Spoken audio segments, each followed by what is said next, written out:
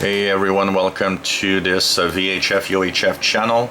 I wanted to also share another satellite tracking software that I use, which is Orbitron. This one I've been using for a long time. This is a piece of software that I've been using since, I believe, Windows XP. It's really been a long time since I've used it. It's one of the great pieces of software for tracking satellites. It's my favorite satellite tracker, honestly.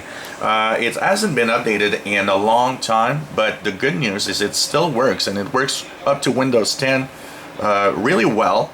And I, of course, track tons of satellites from the different lists. There's one little trick, because it's something that comes up all the time, and I want to share this trick because people don't understand why the two-line elements aren't updating and why the satellites are off. And one of the reasons is that this piece of software, being something that was done in the good old days of Windows, when Windows didn't have a lot of it wasn't as secure as it is today. Software could write anywhere on a hard drive and there was no problem. But starting with Windows 7, one of the modes of Windows is now that it's runs in protected mode. Windows 7, Windows 8, and Windows 10 are protected mode software. You can't write on a hard drive everywhere you want. You need permission. So if you use Orbitron on Windows 7, Windows 8, or Windows 10, one of the things that you'll need to do, and I'll show you guys here, is on the icon. So here I've got Orbitron icon right there. You need to right click on the icon, go into the properties. In here you will need to go into security, compatibility, sorry.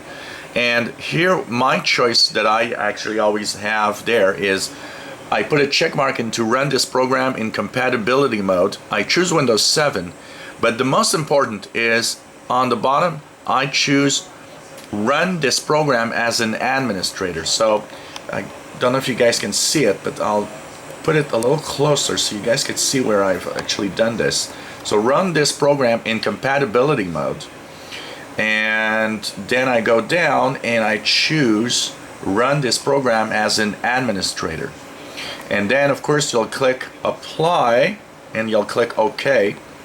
Once that is done, every time you run it, it's going to ask for permission, but it is going to work, and you'll have updates of your two-line elements, and Orbitron will be able to, of course, function. So that is very important, because if you don't have that done, if you don't give it administrative rights, the two-line elements, even though it's going to go through the list saying, oh yeah, it's updated, in reality it isn't, because they can't be written on a hard drive as long as you don't give it admin mode. But this is a great piece of software, and actually I'll post the link to the download page if you want to have this. It's Windows only, unfortunately, but it is, for me, this is the best satellite tracker. And you can actually use a piece of software. There's a driver called Wisp DDE. If you download this, install it, and it actually works up to Windows 10 once again, you can actually use that and control your radio. And actually I have used this a few times to control my ICOM.